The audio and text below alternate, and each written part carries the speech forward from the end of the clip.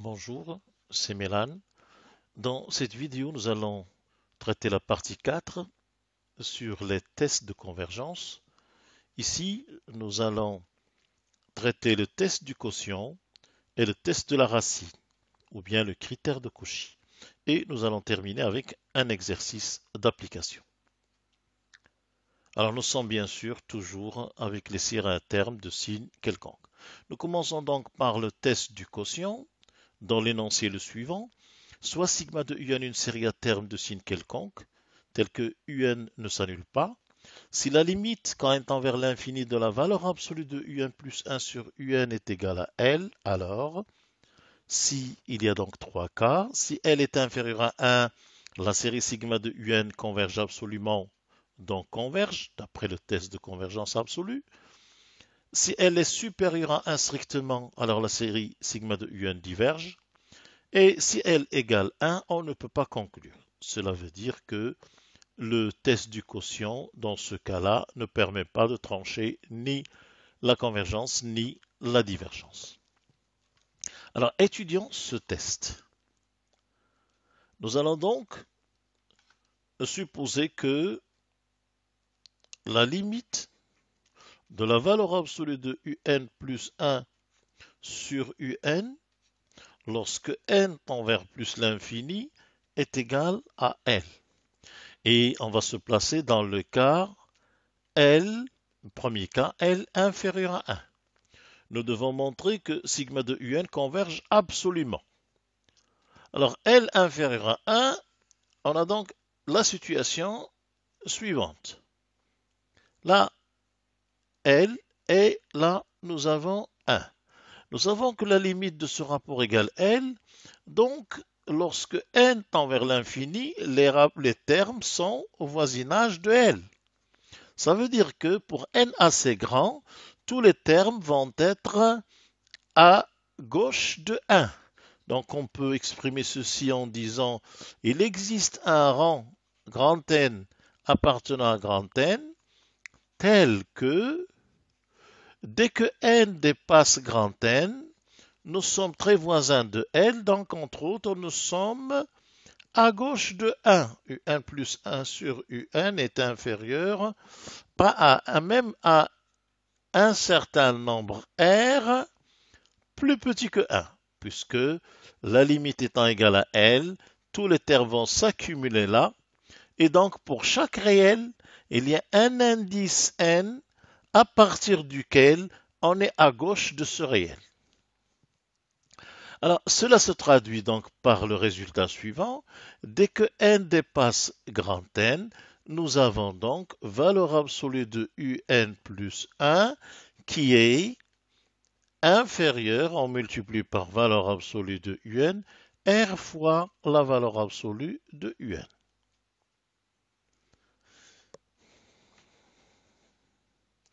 Donc, si on écrit cette relation à partir de n, on a inférieur à r, valeur absolue de un. Elle est vraie pour n, elle est vraie pour n moins 1, donc ici ça va devenir un, inférieur à r, un moins 1, et on peut descendre de n jusqu'à grand N. C'est la plus petite valeur pour laquelle l'inégalité est vraie. Il faut que n soit plus grand que grand N. Donc là, on peut descendre ici jusqu'à U grand N. Jusqu'à lorsque petit n égale grand N, ça devient U grand N plus 1 inférieur à R fois U grand N. Maintenant, si nous prenons toutes ces inégalités et nous les multiplions membre à membre, nous voyons que dans le produit de gauche va figurer valeur absolue de un, mais il figure aussi dans le produit de droite. Donc on peut simplifier tout de suite avant de faire le produit. De même ici, un moins 1 avec un terme qui n'est pas écrit, un plus 1 avec un terme qui n'est pas écrit, et on voit qu'il ne reste que le premier Et le dernier, c'est télescopique. En écrivant ce qui reste. Alors, ce qui reste, c'est la chose suivante. Valeur absolue de UN plus 1 est inférieur à R à puissance quoi? Puissance autant de lignes qu'il y a. Alors, le nombre de lignes qu'il y a, le premier indice ici, c'est N, N-1, et il descend jusqu'à grand N. Pour connaître combien il y a de lignes, on prend le plus grand moins le plus petit plus 1. Ça fait N moins grand N plus 1. Voici donc le nombre de termes. N moins grand N plus 1. Et multiplié par le seul terme qui reste à droite, U grand N, qui est une constante. C'est petit n qui varie. Donc finalement, nous avons valeur absolue de UN plus 1 qui est inférieure. Alors on va prendre valeur absolue de UN qui est une constante. Le R puissance N moins grand N plus 1, on va le mettre divisé par R puissance grand N moins 1 et multiplié par R puissance N. Ceci est une constante. Donc finalement, on voit bien que nous avons majoré la valeur absolue de UN plus 1 par le terme général d'une série géométrique. Alors, nous savons que sur le petit dessin, R est inférieur à 1, supérieur à 0. On avait ici R inférieur à 1, supérieur à L qui est supérieur ou égal à 0. C'est une limite de rapport, donc une limite de terme positif. Donc la limite ne peut être que positive ou nulle. Par conséquent, la série géométrique sigma 2 constante U grand N sur constante R puissance grand N moins 1 multiplié par R puissance N converge. Et par le test de comparaison, sigma de valeur absolue de UN plus 1 converge. C'est la même chose que sigma de valeur absolue de UN puisque ici, pour montrer la convergence, on va chercher S, grand S, indice N plus 1, la somme partielle, et là, grand S, indice N. Or, si grand S, indice N plus 1 admet une limite, grand S, indice N admet la même limite, donc cette série converge. Ça veut dire qu'il y a convergence absolue. Donc, sigma de valeur absolue de UN converge, implique que sigma de UN converge. Pourquoi? D'après le test de convergence absolue. Test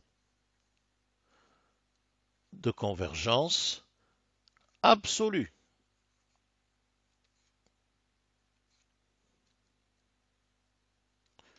Voilà donc pour le premier point. Alors dans le deuxième point, nous allons supposer L supérieur à 1. Alors nous sommes dans le schéma suivant. 1 et L. Alors, quand on dit que la limite de valeur absolue de UN plus 1 sur UN quand n tend vers plus l'infini est égal à L, cela signifie que à partir d'un certain rang, on va être au voisinage de L. En particulier, à partir d'un certain rang, on va être à droite de 1.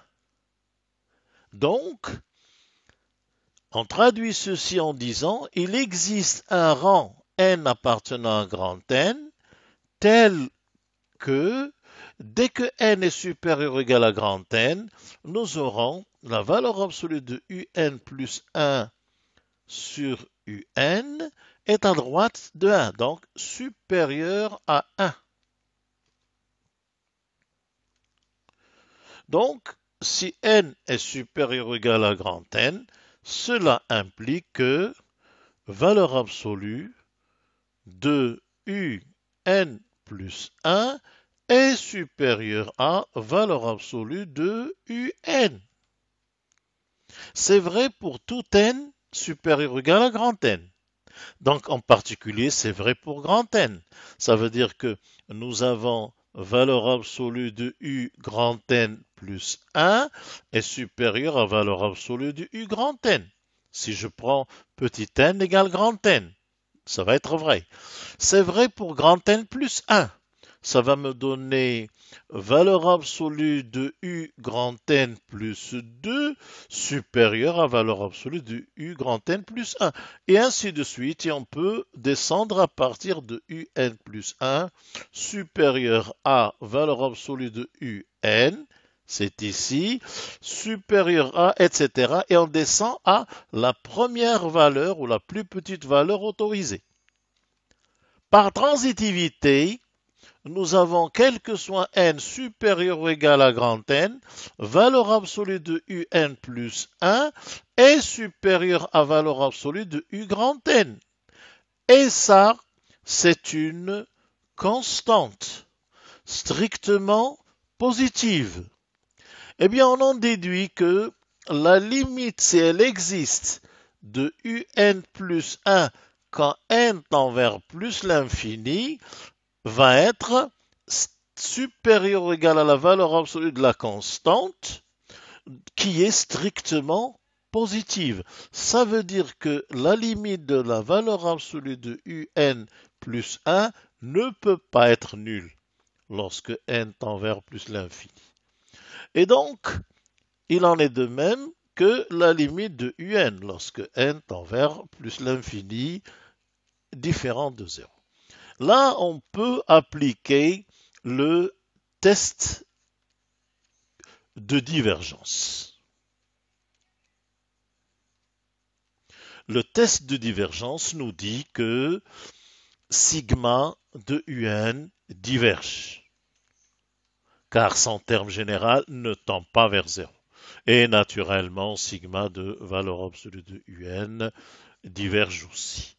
Voici donc pour le test du quotient. Il reste le cas où L égale 1. Pourquoi est-ce que dans ce cas, on ne peut pas conclure? Eh bien, parce qu'on peut avoir aussi bien la convergence que la divergence, alors que la limite est toujours 1. Pour le voir, prenons l'exemple suivant. Si on prend UN égale 1 sur N, elle diverge, mais pourtant, UN plus 1 sur UN, c'est positif, ce n'est pas la peine de mettre des valeurs absolues.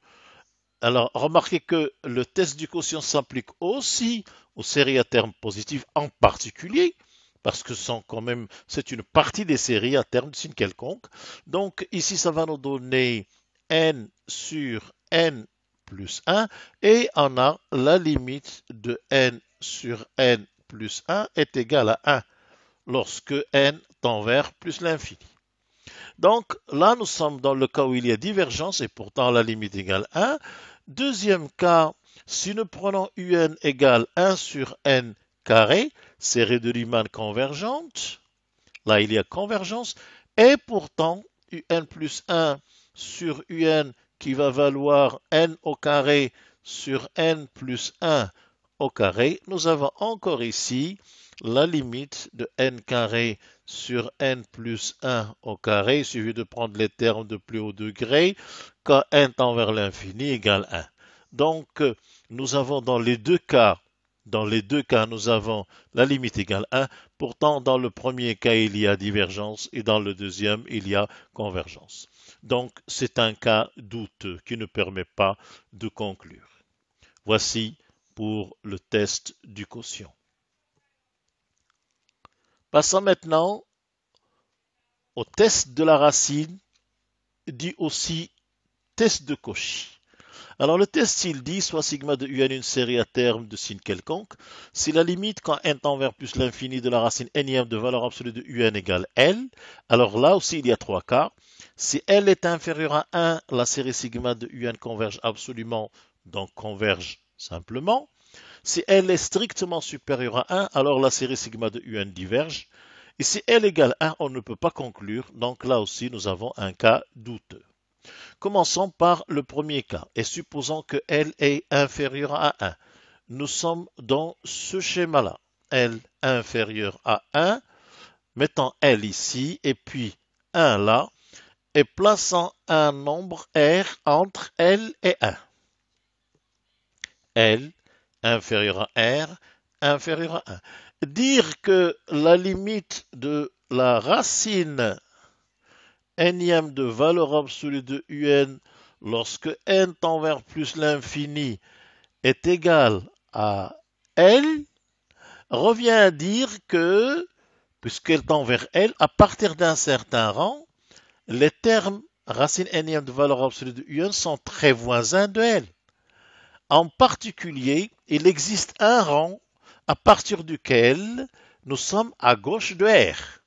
Donc, on traduit la notion de limite. Il existe un numéro ou un indice ou un rang tel que, dès qu'on dépasse ce rang, nous sommes à gauche de R, du côté de L, puisqu'on s'approche de L. Nous aurons donc racine énième de valeur absolue de UN qui est inférieure à R. On écrit ça autrement, n supérieur ou égal à grand N implique élevant à la puissance n, on obtient valeur absolue de UN strictement inférieure à R puissance n. Alors évidemment, R est compris entre 1 et 0, donc sigma de R puissance n converge, série géométrique, et donc par le test de comparaison, donc sigma de valeur absolue de UN converge.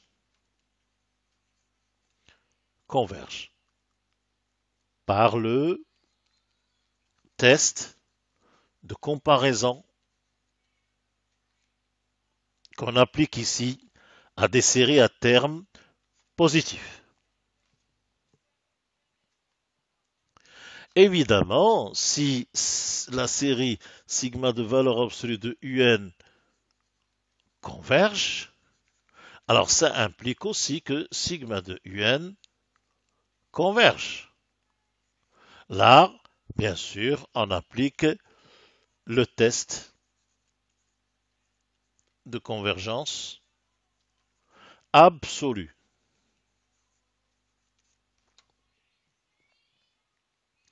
Deuxième cas,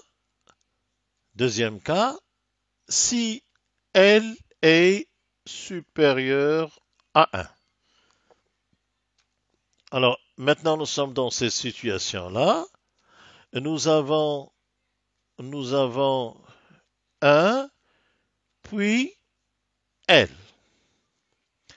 Dire que la limite de la racine énième de valeur absolue de UN lorsque n tend vers plus l'infini, c'est dire égal L, c'est dire qu'à partir d'un certain rang, on est très proche de L. Et en particulier, on sera à droite de 1. Donc, à partir d'un certain indice, aussi grand qu'il soit. Il existe n appartenant à grand N, tel que dès que n dépasse grand N, eh bien, on est du côté de L, donc à droite de 1, c'est-à-dire racine énième de valeur absolue de UN est supérieure ou égale à 1, ça nous suffit. Donc, on l'écrit comme ceci, si n est supérieur ou égal à grand N, en élevant à la puissance n, ça devient valeur absolue de UN, supérieur ou égal à 1 puissance n, c'est 1, et donc, naturellement, si tous les termes à partir de grand N sont plus grands que 1, la suite ne peut pas tendre vers 0. Si elle a une limite, cette limite est supérieure ou égale à 1. Donc, ceci prouve que la limite de valeur absolue de UN, lorsque n tend vers plus l'infini, n'est pas nulle. Par conséquent, la limite de UN, lorsque n tend vers plus l'infini, n'est pas nulle. Et donc, on en déduit, d'après le test de divergence, d'après le test de divergence,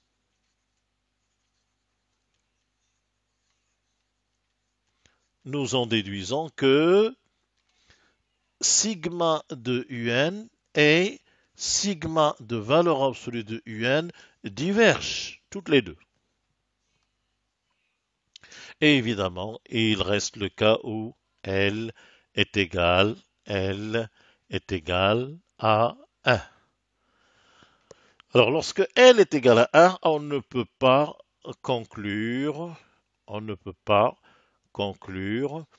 euh, en effet, euh, parce que on peut trouver des séries pour lesquelles la limite est 1 alors qu'elles sont convergentes et des séries pour lesquelles la limite est aussi 1 alors qu'elles sont divergentes. Nous allons ici passer à une application sur ces deux tests.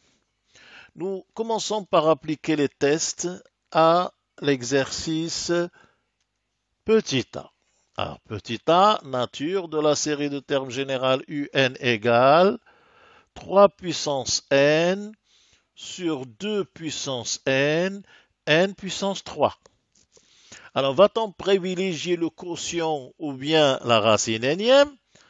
Lorsqu'il y a des puissances et des produits, on pense au quotient puisque les choses se simplifient.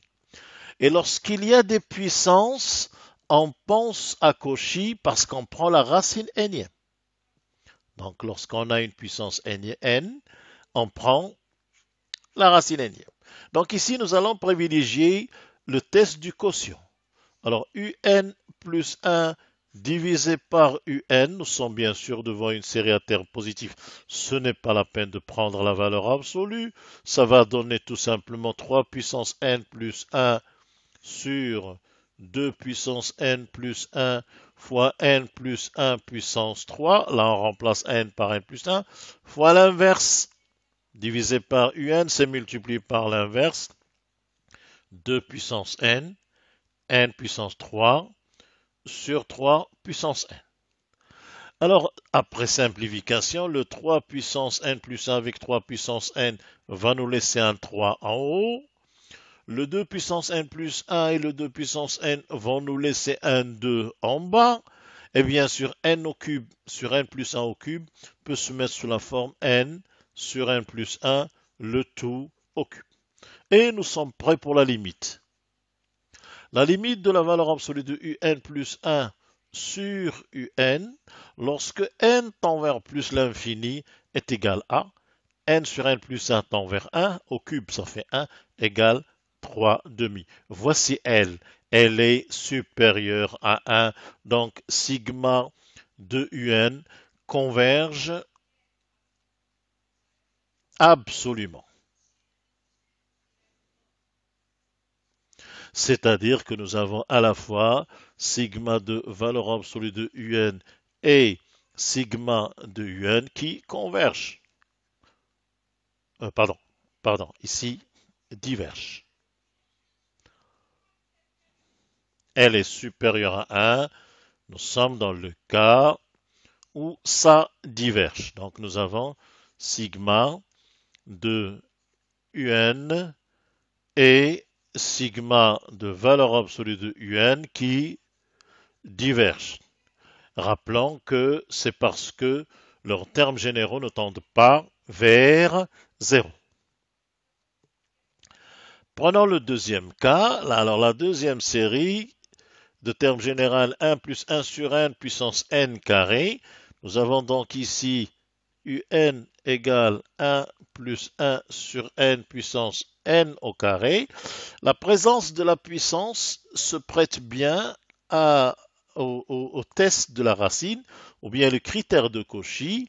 Alors, un est positif, donc racine énième de valeur absolue de un, c'est tout simplement la racine énième de un. Ça va nous donner 1 plus 1 sur n puissance n carré puissance 1 sur n, donc c'est puissance n.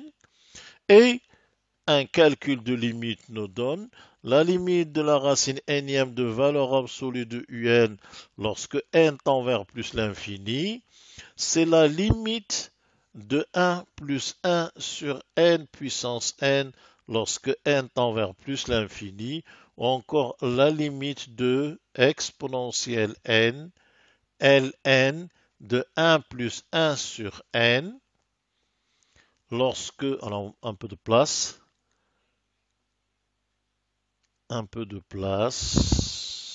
voilà, continuons. Donc, égal, quand n tend vers plus l'infini, égale limite quand n tend vers plus l'infini de exponentielle ln de 1 plus 1 sur n.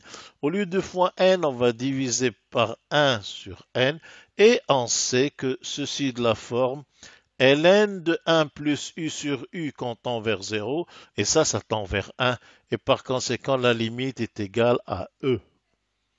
E est plus grand que 1, cela signifie que sigma de un et sigma de valeur absolue de un divergent d'après le test de la racine.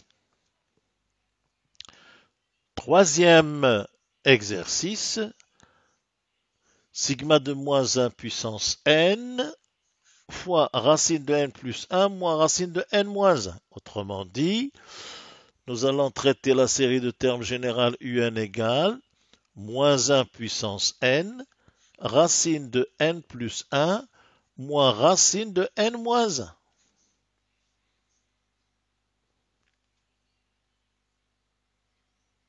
Alors ici, évidemment, il se présente sous la forme d'une série alternée.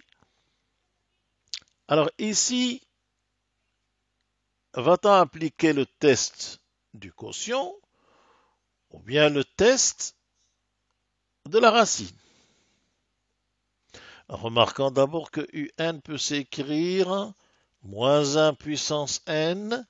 Là, on va multiplier racine de n plus 1 moins racine de n moins 1, l'expression conjuguée n plus 1 plus racine de n moins 1. Mais si on multiplie, on doit diviser pour ne rien changer. Et donc, si on calcule, cela se met sous une forme beaucoup plus simple, moins 1 puissance n fois. Alors là, on a n plus 1, le carré de cette racine, moins le carré de l'autre, moins n moins 1, sur racine de n plus 1 plus racine de n moins 1. On peut donc ici écrire moins 1 puissance n. Là, les n se simplifient. Il nous reste un 2 en haut sur racine de n plus 1 plus racine de n moins 1. Eh bien, ici, nous n'allons appliquer ni le test du quotient, ni le test de la racine, parce qu'on peut écrire un sous la forme moins 1 puissance n fois bn, et on voit bien que la limite de bn quand n tend vers plus l'infini est nulle, puisque la limite de 2 sur la racine de n plus 1 plus la racine de n moins 1, c'est 2 sur l'infini, c'est 0. Ensuite, l'application qui a n associe racine de n plus 1 est croissante, racine de n moins 1 est croissante, la somme est croissante, et donc la fonction inverse est décroissante. Et la fonction inverse, c'est b, est décroissante. Et décroissante pour n supérieur ou égal à 1. Conclusion, sigma de un converge. Pourquoi? Par le test des séries alternées.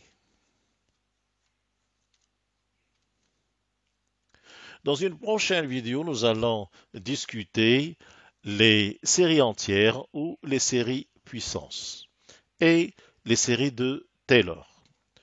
Je vous remercie.